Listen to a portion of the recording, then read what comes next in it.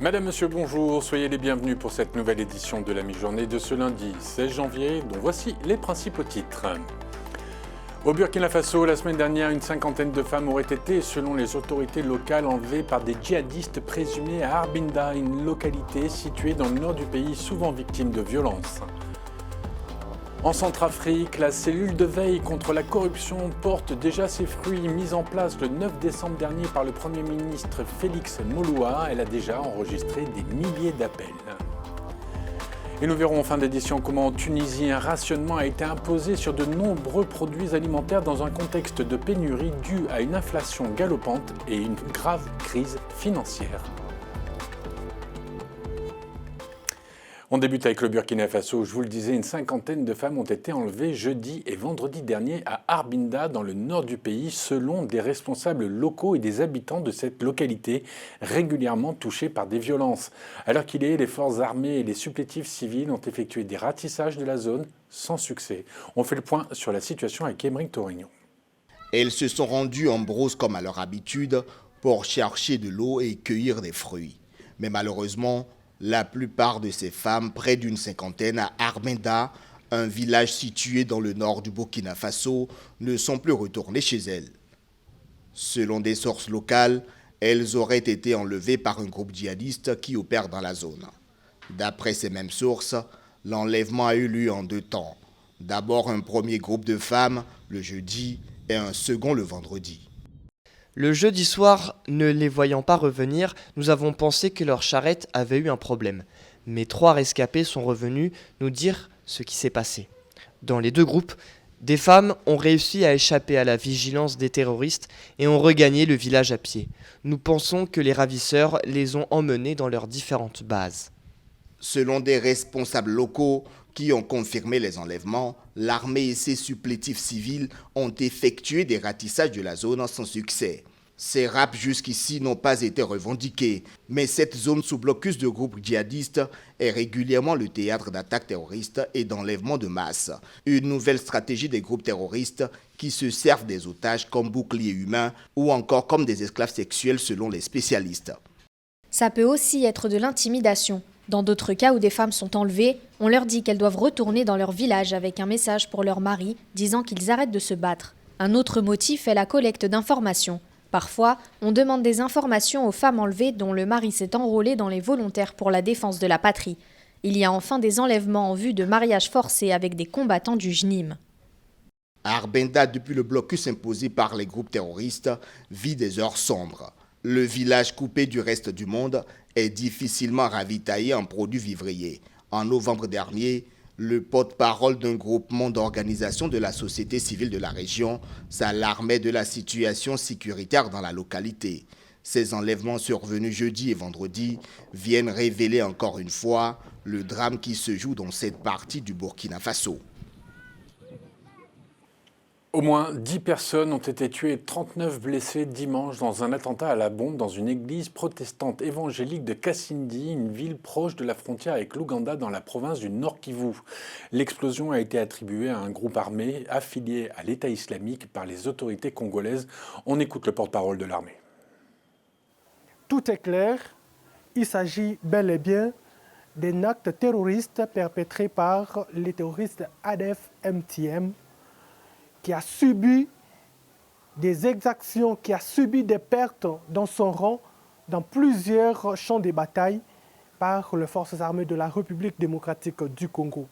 La cité de Kassindi, située à plus ou moins 80 km de la ville de Beni, est en deuil ce dimanche. Une bombe a explosé dans une église CEPAC, faisant ainsi des morts et des blessés. Le bilan provisoire fait état des 10 de nos compatriotes lâchement tués et 39 blessés. Au Mali, le ministre de l'administration territoriale, le colonel Abdoulaye Maïga, a réuni le 12 janvier dernier les partis politiques à une réunion préparatoire en vue du référendum sur la nouvelle constitution prévue pour le mois de mars 2023. Un avant-projet de constitution avait été présenté il y a 3 mois, mais le texte n'est pas encore finalisé et les partis politiques restent divisés sur l'opportunité même de changer de constitution, tout comme la population. Si certains pensent que cela peut apporter la stabilité politique au pays, d'autres redoutent que cela ne serve à renforcer le pouvoir de l'exécutif. Je vous le disais en titre, la cellule de veille mise en place le 9 décembre dernier par le Premier ministre centrafricain Félix Moloua commence à porter ses fruits. Cette cellule de veille contre la corruption a déjà enregistré en un temps record des milliers d'appels de dénonciation de la part de la population. Une implication des Centrafricains qui montre l'intérêt qu'ils portent à cette stratégie spéciale de lutte contre la corruption. Roland Jean-Paul Chebinda. Dans l'importante déclaration qu'il a faite, le Premier ministre centrafricain est monté au créneau pour évaluer positivement à mi-parcours la stratégie de lutte contre la corruption qu'il a lancée ces derniers temps. Pour le chef du gouvernement centrafricain, c'est un tout premier test réussi, car l'adhésion de la population à la stratégie est plus que remarquable. Lancé exactement le 9 décembre. En 3 jours, nous avons enregistré environ 1800 appels. Cette occasion a permis au Premier ministre centrafricain de rassurer les uns et les autres, d'atteindre les objectifs fixés par son gouvernement à travers cette cellule de veille. L'objectif, ce n'est pas d'empiéter sur les activités des institutions qui sont en place. De 2, c'est aller véritablement ensemble vers la lutte contre la corruption. Il faut dire que c'est un véritable travail de qualité que cette cellule de veille commence à effectuer, car elle a tout aussi mis en lumière les statistiques des tout premiers citoyens qui ont pu appeler pour dénoncer les mauvaises manières de servir l'État. Je me suis rendu compte que, en majorité, ce sont des hommes. Je demanderai également à nos mamans, à nos sœurs, à nos enfants du sexe féminin de réagir également. En clôturant sa déclaration, le Premier ministre centrafricain Félix Moloua a lancé un appel pressant à toute la population tout en leur promettant de revenir dans 1 ou 2 mois pour la présentation d'autres statistiques et l'indication des secteurs les plus incriminés. En Sierra Leone, où l'inflation ne cesse d'augmenter, les cantines de rue, aussi appelées les cookeries, offrent aux Sierra Leonais une source abordable et accessible de nourriture pour s'alimenter au quotidien. Elles sont en train de devenir une partie intégrante de la culture alimentaire sierra-léonaise, en particulier dans les zones urbaines. Mathieu Nicolas. Debout dans sa cuisine à remuer une sauce, cela fait déjà plusieurs heures qu'Isata est au fourneau. Elle prépare de nombreux mets, sauces, riz, ragoût et soupe, tout doit être prêt pour l'arrivée des premiers clients. Sa cookerie est un incontournable dans ce quartier de Freetown. Cet endroit est très important parce qu'il est proche des clients et certains d'entre eux n'ont pas l'argent pour aller au marché, acheter et préparer un repas pour leur famille. Mais ils peuvent avoir assez d'argent pour venir dans mon établissement, emmener leur famille et prendre un repas ou un déjeuner et ils se sentent comme à la maison. Les clients se pressent dès 8 h du matin chez Isata pour venir prendre le petit déjeuner. Souvent une assiette de riz et sa sauce, faite avec des feuilles de manioc. C'est le cas de Youssouf, un habitué de la maison. Mais depuis 1 an, ce comptable a vu le prix de son petit déjeuner augmenter. Il a même doublé. L'inflation assomme l'économie de la Sierra Leone. Au mois de novembre dernier, elle était de 35% sur une année. Le prix a augmenté en raison de l'inflation, de 7 léones à 15 léones pour avoir quelque chose qui vous satisfait. Dans l'un des pays les moins riches du monde, sorti d'une guerre civile sanglante il y a plus de 20 ans, l'inflation vient toucher une population déjà vulnérable. Marie, présidente de l'Association des femmes des marchés, constate que de plus en plus de Sierra-Léonais se restreignent à l'essentiel. Maintenant, les gens donnent la priorité à la nourriture. Ils donnent la priorité à la nourriture plutôt qu'à toute autre chose. Parce qu'aujourd'hui, les aliments de base comme le riz, l'huile de palme et les légumes sont une priorité pour tout le monde afin de s'assurer que leur famille ait quelque chose à manger. En Sierra Leone, le coût des dépenses alimentaires aurait augmenté de 43% sur un an. Au mois d'août dernier, la cherté de la vie avait provoqué la colère des habitants, descendus dans les rues pour manifester. Des affrontements avaient éclaté et 31 personnes sont mortes. Autre grand titre de notre actualité, en Tunisie, la population est confrontée à des difficultés d'approvisionnement, notamment en ce qui concerne les produits alimentaires de base tels que le lait et les pâtes, des produits devenus plus chers et beaucoup plus difficiles à trouver en raison de la crise financière et de l'inflation galopante. Souila Sbahi.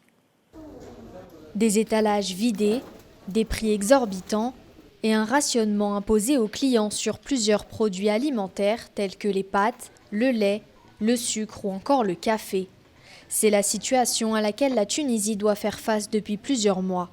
La raison de cette pénurie, une inflation majeure dans un contexte de grave crise financière. Le rythme de l'augmentation des prix va continuer ainsi que l'existence des pénuries de produits de première nécessité dans le pays. Cela pour la raison simple que l'État n'a pas les ressources financières pour payer les importations comme celle des céréales. La situation du pays aujourd'hui, c'est la faim, la pauvreté, l'endettement et la soif. Y a-t-il des réformes depuis que le président Kais Saied a dit que nous vivons en démocratie ? C'est en réaction à cette crise qui dure depuis plusieurs mois que la principale coalition d'opposition, le Front de Salut National, a appelé à une nouvelle manifestation samedi dernier à Tunis. Appel entendu. Des centaines de personnes sont sorties pour protester contre la dégradation de leurs conditions de vie, mais aussi en contestation du président Kais Saied, auquel il reproche de s'accaparer tous les pouvoirs. Je suis là pour défendre les institutions que Kais Saied a suspendues et pour lui dire stop, ça suffit, basta, on en a marre. Le coût de la vie a augmenté, les prix ont flambé, le pays est sans institutions, sans assemblée, sans instance judiciaire, sans rien. Nous sommes venus défendre notre révolution. Les manifestations d'opposants au pouvoir se sont multipliées ces derniers mois en Tunisie. 12 ans après la révolution du jasmin, le peuple tunisien redescend dans les rues afin de réclamer, une fois encore, une vraie démocratie. Dimanche, Qin Gang, le ministre chinois des Affaires étrangères, s'est rendu au Caire après son séjour au Bénin. Il s'est entretenu avec des représentants égyptiens et de la Ligue arabe lors de l'étape terminale de son voyage en Afrique qui visait à renforcer les liens entre son pays et le continent africain. Les frappes russes sur Dnipro qui ont déjà fait 35 morts, l'accident d'avion au Népal pour lequel il y a peu de chances de retrouver des survivants et en Afrique du Sud, le président Ramaphosa qui annule son voyage à Davos en raison de la crise énergétique. C'est le reste de l'actualité préparée pour vous par Lorraine Mabou et Noël Dong. En Afrique du Sud, le président Cyril Ramaphosa a annulé son voyage à Davos, dans les Alpes suisses, en raison de la crise énergétique dans son pays. L'Afrique du Sud connaît des pannes d'électricité records et les problèmes rencontrés par la compagnie publique Eskom, qui produit plus de 90% de l'électricité du pays, se sont encore aggravés au cours de l'année écoulée. Eskom, la compagnie d'électricité ne parvenant pas à suivre le rythme de la demande et à entretenir ses infrastructures vieillissantes, la plupart des centrales au charbon. Cette semaine, à cause d'une nouvelle panne dans ses installations, Eskom a même annoncé des délestages à venir qui pourront durer jusqu'à près de 12 heures par jour et ce jusqu'à nouvel ordre. Le bilan de la frappe sur Dnipro attribuée à la Russie s'est alourdi à 35 morts, d'après le gouverneur. Cette frappe que Moscou dément a détruit samedi un immeuble à Dnipro, dans l'est de l'Ukraine, a aussi fait 75 blessés. Le sort de 35 autres habitants de l'immeuble est inconnu, a annoncé ce lundi le gouverneur régional. Les Occidentaux ont longtemps rechigné à livrer à Kiev un armement plus lourd, craignant d'être entraînés dans la guerre. Mais début janvier, la France, l'Allemagne, les États-Unis et le Royaume-Uni ont finalement promis l'envoi de blindés d'infanterie ou de chars de reconnaissance. La diplomatie russe a estimé que cet envoi d'armes n'allait en rien accélérer la fin des hostilités militaires, mais seulement les intensifier. L'espoir de retrouver des survivants dans l'accident d'avion au Népal dimanche est nul, a déclaré un responsable local. 68 corps ont été jusqu'à présent retrouvés. Selon un responsable local, retrouver des survivants relèverait du miracle. L'avion transportait 72 personnes à son bord. Ce lundi, les recherches se poursuivent, mais sans espoir. Une journée de deuil national a été décrétée. Cet accident aérien est le plus meurtrier en 3 décennies dans ce pays. En France, un point météo, Enedis a indiqué qu'environ 75 000 clients étaient privés d'électricité aujourd'hui dès ce matin, principalement en Normandie, en Bretagne et dans les Pays de la Loire. 23 départements français sont aussi placés en vigilance orange en raison de vents violents. Par ailleurs, la SNCF a reconnu quelques difficultés de circulation en raison de chutes d'arbres sur les voies, notamment dans les Pays de la Loire, en Île-de-France et en Normandie, où certains trains n'ont carrément pas pu partir dans la matinée en raison de la nécessité de tester l'état des voies. Coup de projecteur maintenant sur l'Afrique qui avance avec en République centrafricaine une ONG qui a décidé de chausser tout le pays. Une initiative qui démontre la force associative locale. Reportage. Sous ce hangar, une cinquantaine d'hommes et de femmes fabriquent des produits artisanaux à base de peaux de bêtes et des écorces d'arbres. Ils sont regroupés au sein de l'Azakuba, l'association des artisans de cuir de Bambari, 5e ville de Centrafrique située au centre du pays. Nous travaillons avec des peaux de chèvre, des peaux de mouton et des peaux de bœuf. Ces pneus usés, nous les achetons chez des transporteurs. Ils serviront de semelles de nos chaussures. Ici, Mathias Junior Mandaba, président de l'association, et ses amis s'activent tous les jours pour chausser les habitants de la ville et les visiteurs de passage. Dans une journée, sauf surcharge ou empêchement, un artisan peut fabriquer 3 paires de chaussures, pas plus. Si tu reçois une commande directe, tu peux faire seul. Mais si c'est une commande adressée à l'association, nous travaillons à la chaîne. Le montage se fait ici et la finition se fait avec l'équipe sous le hangar là-bas. Chaussures, sacs à main ou ceintures artisanales sont vendus sur place par Bruno Arcel et ses collègues pour leur permettre de faire vivre leur famille. Ce modèle est celui qu'on appelle Duxaga. Je suis en train de faire l'assemblage. Jusqu'au soir, j'aurai terminé la finition avec la semelle. C'est un modèle commandé par un client. Le mauvais état des routes et l'insécurité font que le trafic est rare ou inexistant entre Bangui et Bambari. Pas facile dans ces conditions d'écouler les produits. La principale clientèle de l'association est constituée en grande partie de visiteurs expatriés travaillant ou de passage à Bambari. Quand j'étais à Bangui, j'apprécie, je demande aux gens de m'acheter ça parce qu'en voyant, c'est très beau, il n'y a pas l'odeur. Et c'est exactement comme des chaussures qu'on fond avec la machine. Ça sort de l'usine. Avec ces matières premières trouvées sur place, Azakuba est sans doute la seule industrie artisanale de Centrafrique capable de chausser le pays avec des produits de qualité reconnus dans tout le pays. Un reportage que vous pourrez retrouver ce soir sur Télé Sud à 20h30 dans Initiative Africa. Allez, on termine cette édition avec un peu de foot et le PSG qui était en déplacement hier à Rennes. Et autant dire que l'année 2023 commence mal pour les Parisiens puisque 2 semaines après s'être incliné pour la première fois de la saison à Lens, Paris a été battu par le Stade Rennais dimanche 1-0. Des résultats qui inquiètent à un mois des 8e de finale de la Ligue des Champions face au Bayern Munich.